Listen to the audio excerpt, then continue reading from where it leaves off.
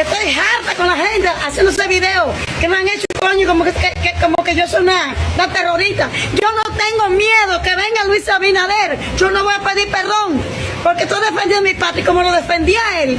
Yo luché para que él ganara, voté por Luis Abinader. Tengo un maldito diploma de Luis Abinader. Diploma, gorro, tengo de todo de Luis Abinader.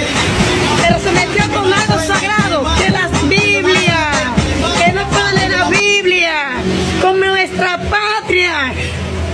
Nosotros votamos 70, coñazo, en la calle Alvarado, aquí los 70, y tu maldita madre, Abinader, teniente, singa tu madre, rapa tu madre, todos los presidentes de Estados Unidos. Nadie puede con nosotros. Libre Pillonó, para Libre Mole, nadie puede con nosotros somos los criminales, asesinos, en serio, que no cogemos eso, ¿viste?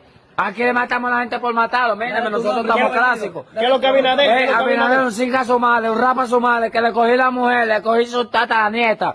Abinader el Dile que diablo, venga a buscarte, coño. dile que venga a buscarte. Que venga a buscarme aquí, yo estoy